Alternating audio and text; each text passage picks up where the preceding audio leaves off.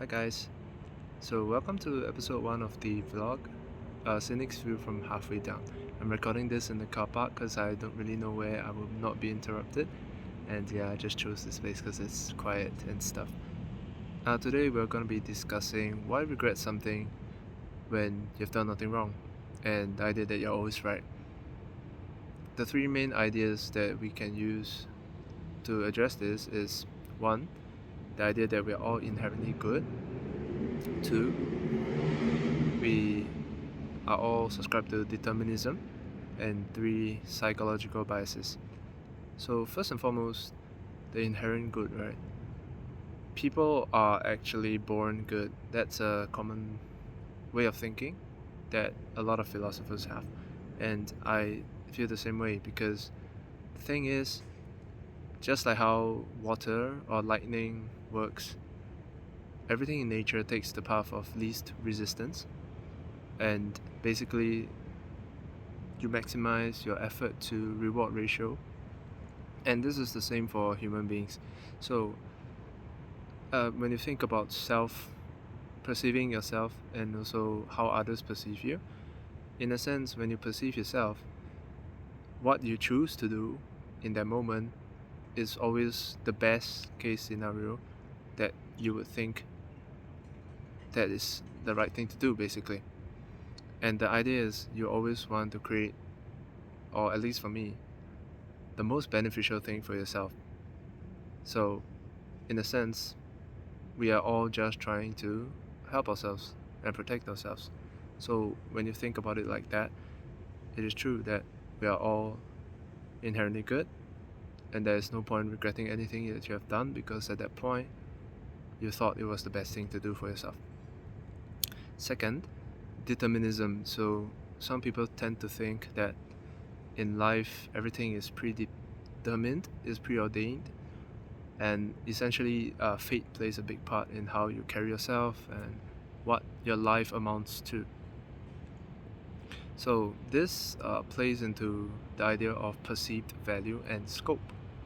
What I mean by this is kind of building on the previous point of how we are just doing the best we can, in the sense where you pick the thing that you find the most use in that current point of time, the only thing that you know, the most beneficial thing that you know.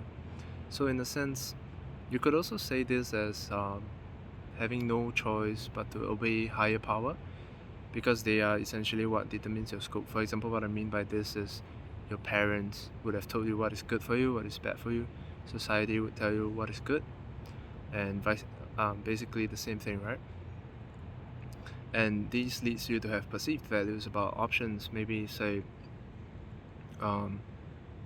they say that school is good for you and you should study math or coding because that is the best thing you could do for humanity and for your own future, and then you perceive that to be true.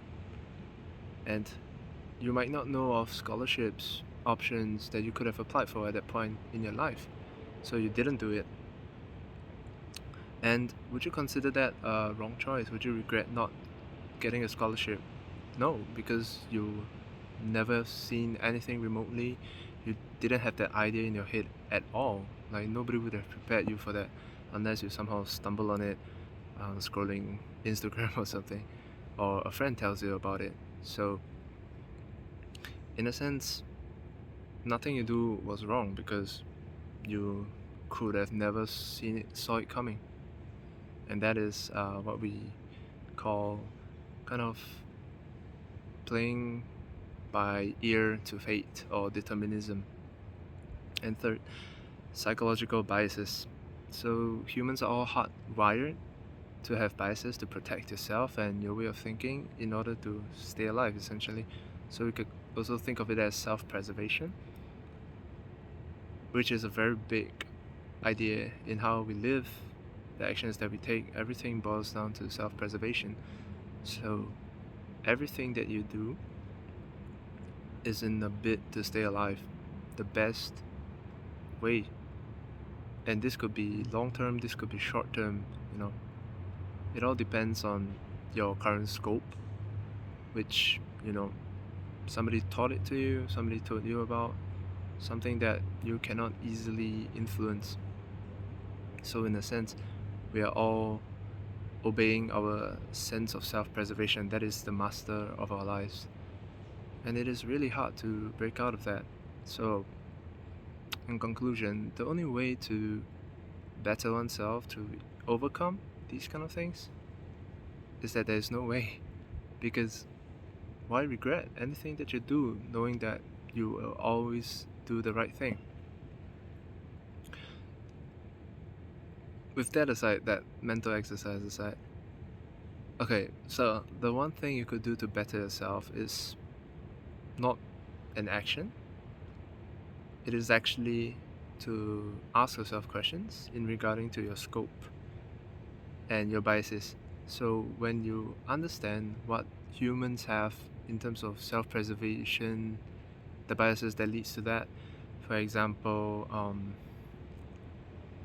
always picking the easy way out of things because that just sounds right. You would observe it to be right at that point, but then you think about it and you say, hey, actually, what if this leads to long-term consequences? For example, like gambling. Actually, if you were to do some mental gymnastics, gambling is not all that bad because it's just a probability-based idea of risk and reward, and you're essentially fooled by casinos to think that it is a worthy gamble, it is a worthy probability risk to take for high rewards when it is not the case. So when you understand these kind of biases and also the scope that you're currently living in, then you know that you have to break out of that and you will find ways to widen your scope essentially, and that is what we call bettering ourselves, making better decisions. This usually takes the form of Googling more, reading more, understanding anthropology in a sense where we learn from others, we learn from history, and then we choose not to commit these actions, which rudimentary we would say is following the path of least resistance. But since we know the scope of what exists, for example, maybe looking up scholarships you can take in school, looking up the different school options that you have, what these schools are good for. So I think when you boil it down, it's just learning from more people as much as you can, understanding that there's different ways to look at life and there are hidden tracks, hidden secrets that you could internalize and absorb to make well-informed decisions that could, be very much different from what you started out with. So, in a sense, you will not make any decisions that you think is wrong, and because you think that is a self-perceived thing, then you are always right. And even if you make this change, it will still stay the same.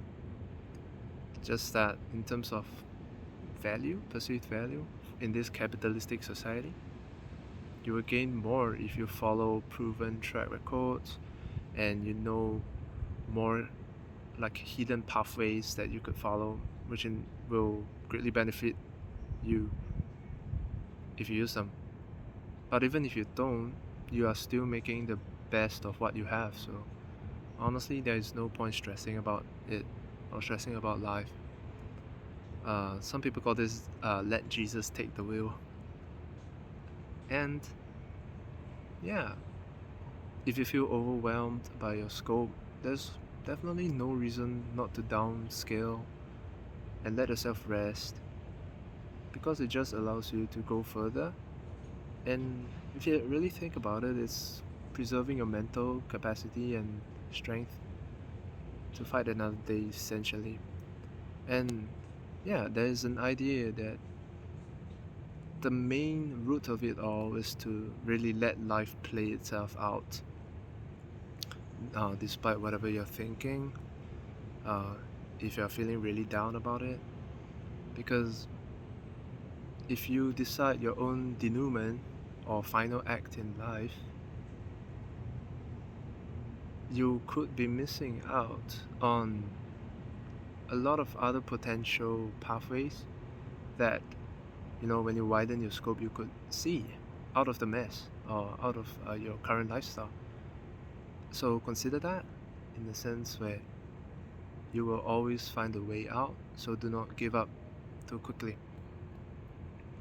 Um, with all this theory that I'm speaking about, yeah, it might seem a little bit floaty. So let me try to apply these three concepts to life, to my life: the inherent good, determinism, and psychological biases.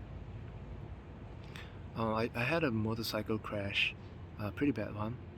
I split my knee, and I had to get surgery to stitch it back up in the hospital.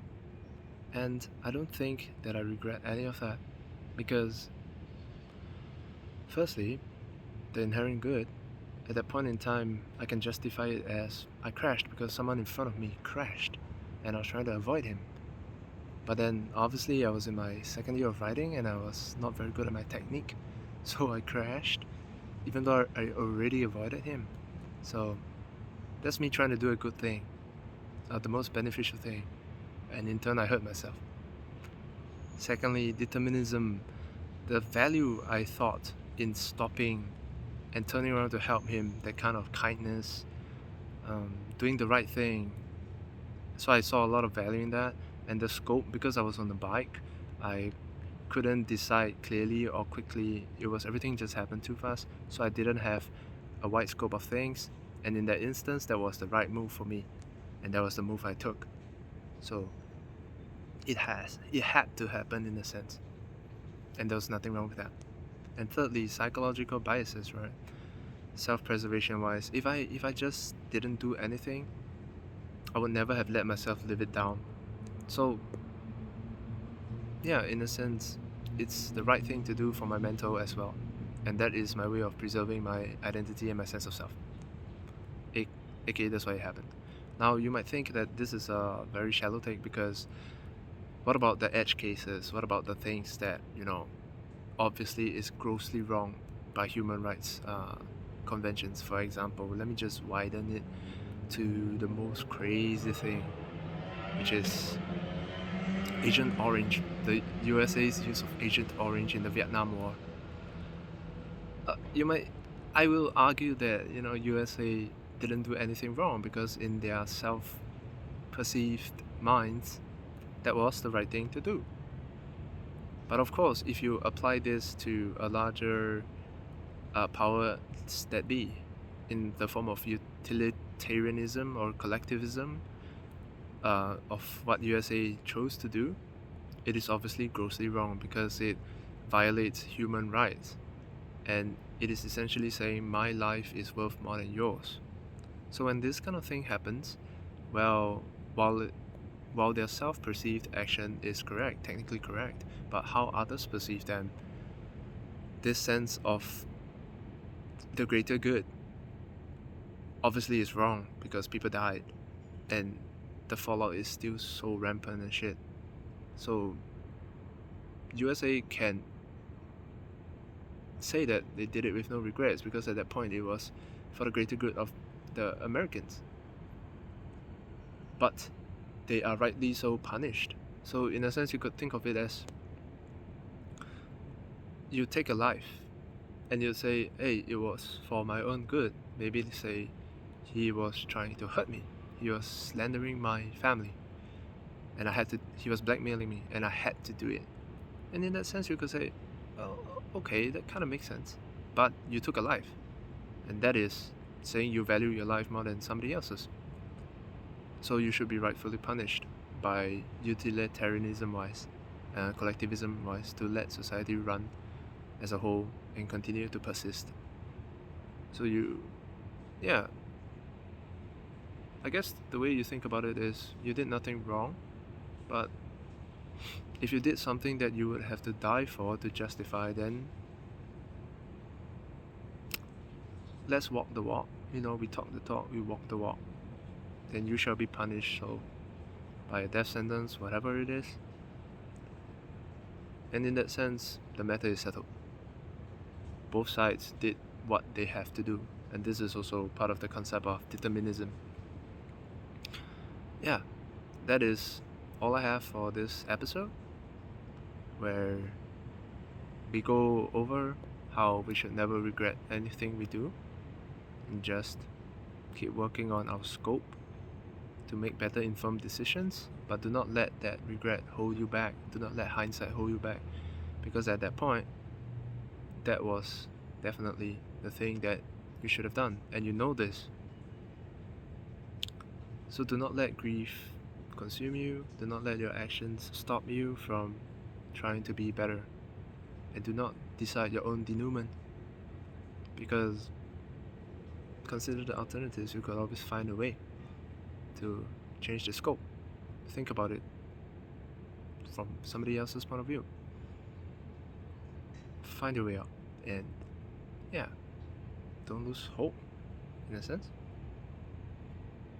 Okay, so that's the end of this episode. I hope you got something out of it. I will try to work on my presentation and make it easier to understand.